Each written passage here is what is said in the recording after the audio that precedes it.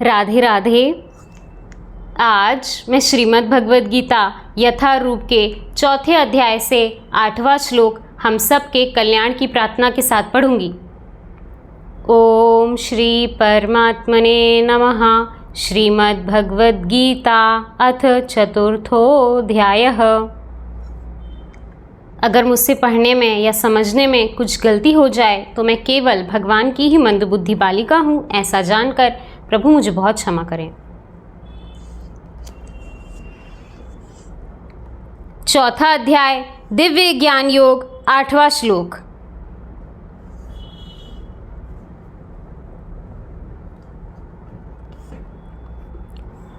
परित्राणाय साधूनां विनाशाय च दुष्कृतां धर्म संस्थापनार्थाय संभवामि युगे युगे।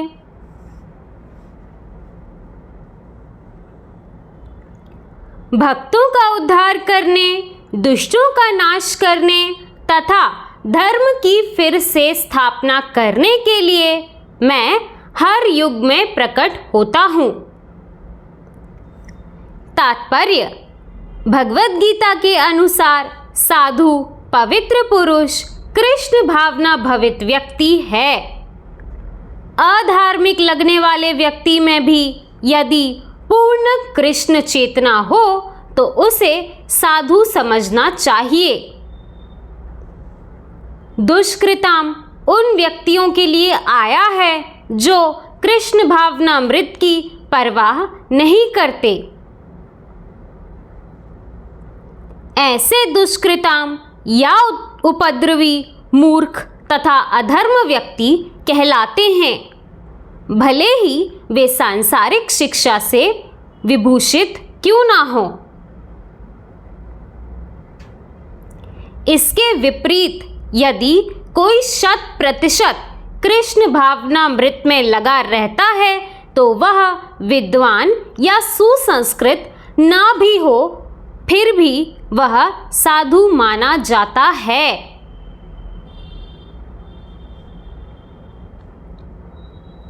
जहां तक अनिश्वरवादियों का प्रश्न है, भगवान के लिए आवश्यक नहीं कि वे इनके विनाश के लिए उस रूप में अवतरित हों जिस रूप में वे रावण तथा कंस का वध करने के लिए हुए थे।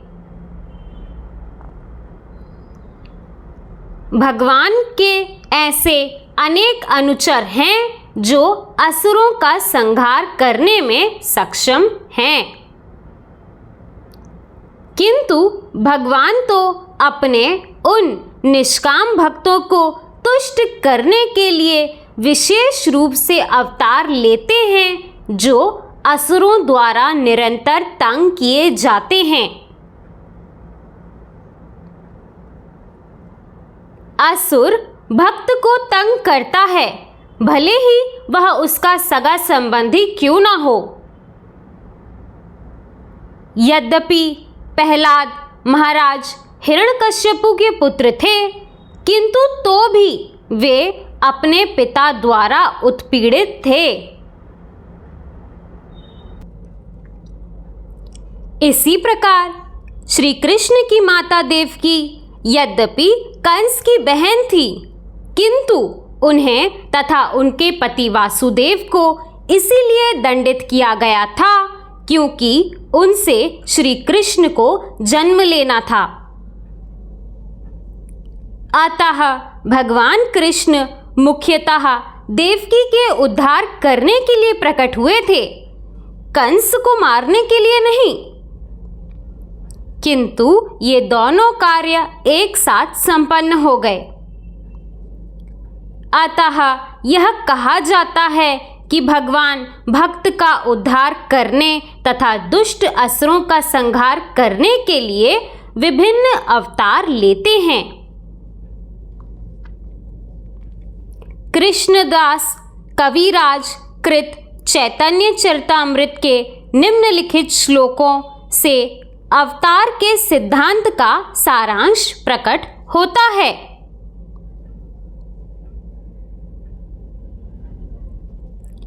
सृष्टि हेतुए मूर्ति प्रपन्ने अवतारे से ईश्वरे मूर्ति अवतार नाम धरे मायातीत परयोमेव सबार अवस्थान विश्वे अवतरे धरे अवतार नाम।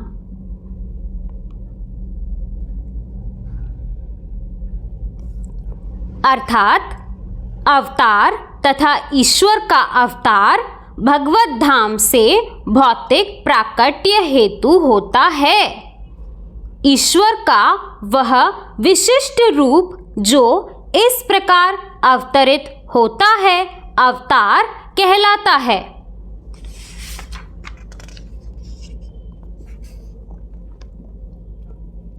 ऐसे अवतार भगवत धाम में स्थित रहते हैं। जब वे भौतिक सृष्टि में उतरते हैं तो उन्हें अवतार कहा जाता है।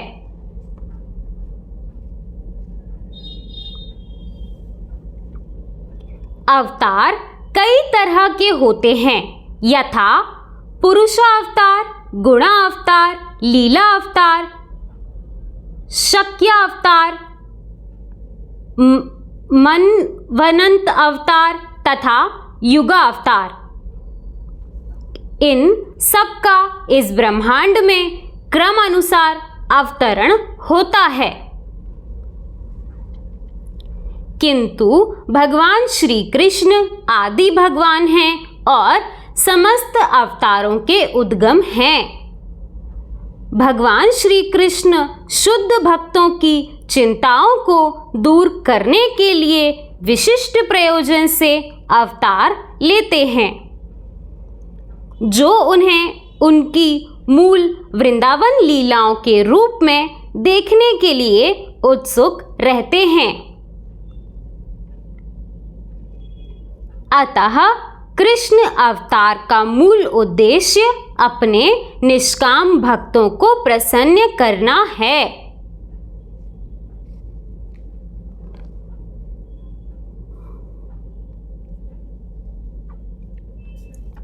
भगवान का वचन है कि वे प्रत्येक युग में अवतरित होते रहते हैं। इससे सूचित होता है कि वे कलयुग में भी अवतार लेते हैं। जैसा कि श्रीमद् भागवत में कहा गया है कि कलयुग के अवतार भगवान चैतन्य महाप्रभु हैं, जिन्होंने संकीर्तन आंदोलन के द्वारा कृष्ण पूजा का प्रसार किया और पूरे भारत में कृष्ण भावनामृत का विस्तार किया। उन्होंने यह भविष्यवाणी की कि संकीर्तन की यह संस्कृति सारे विश्व के नगर नगर तथा ग्राम ग्राम में फैलेगी।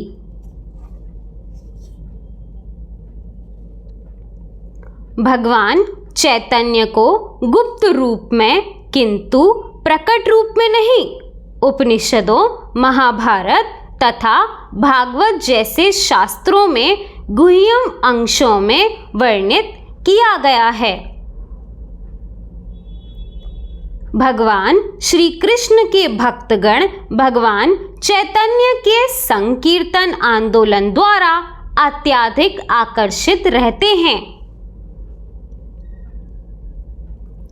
भगवान का यह अवतार दुष्टों का विनाश नहीं करता, अपितु अपनी अहौतुकी कृपा से उनका उद्धार करता है।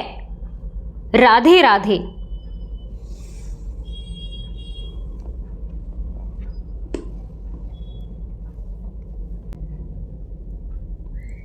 दोस्तों, इस श्लोक में भगवान ने कहा है कि भक्तों का उद्धार करने के लिए, दुष्टों का नाश करने के लिए और धर्म की पुनः स्थापना करने के लिए मैं अवतरित होता हूँ।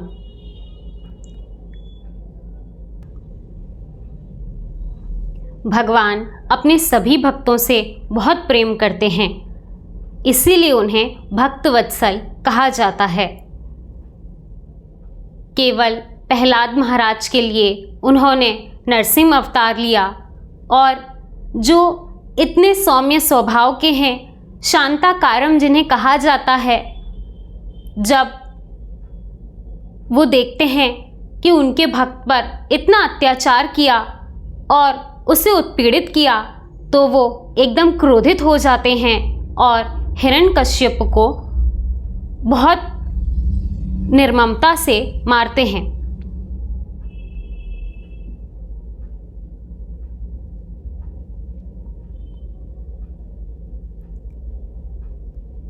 हमारे गुरुजन कहते हैं कि भगवान दुष्टों की उदंडता सहन कर सकते हैं, परंतु अपने किसी भी भक्त को दुखी नहीं देख सकते। हमारे सभी गुरुजन यही कहते हैं कि आपको भगवान को कहीं बाहर ढूंढने की ज़रूरत नहीं है। जैसा कहा गया है कि कलयुग में भी भगवान अवतार लेंगे, तो उनके अंश अवतार तो हम सभी हैं, और हमारे गुरुजन तो उनके निजी पार्षद ही हैं, जो हमें उन्हीं के धाम जाने का सही मार्ग बताते हैं। और प्रत्यक्ष रूप से देखें तो गीता जी के माध्यम से भगवान हम सबके साथ ही हैं। हमारे सभी गुरुजन कहते हैं कि भगवान ने सिर्फ अर्जुन के लिए नहीं, हम सभी के लिए गीता में ये वचन कहे।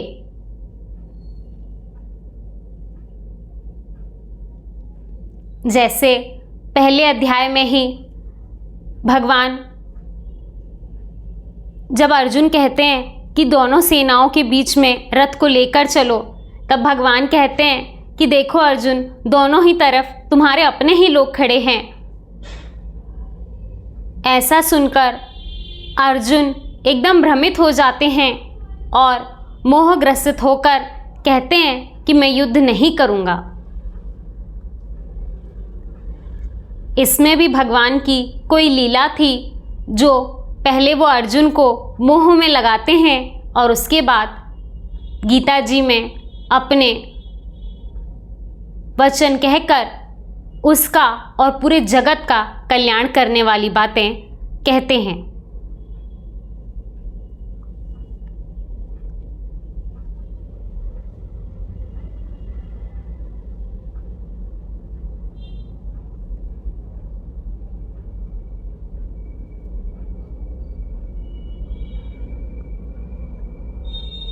गीता जी में कहे गए भगवान के वचन हमारे लिए पूर्णतः पर्याप्त हैं अपने इस भौतिक जगत में और इस भव सागर रूपी जीवन को पार करने के लिए।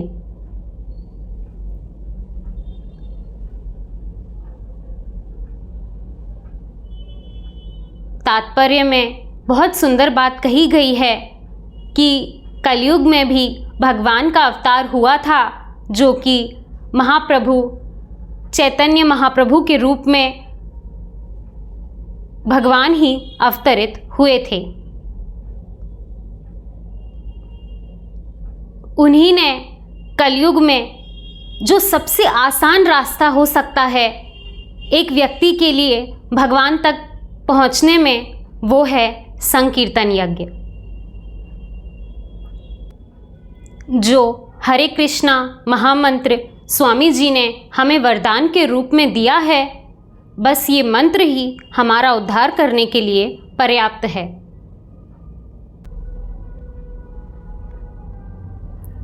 इसीलिए हमारा बस यही काम है कि हमें इस महामंत्र का बस निरंतर जाप करना है, इसी में हमारा कल्याण है। हरे कृष्णा कृष्णा कृष्णा हरे हरे, हरे राम राम राम हरे हरे।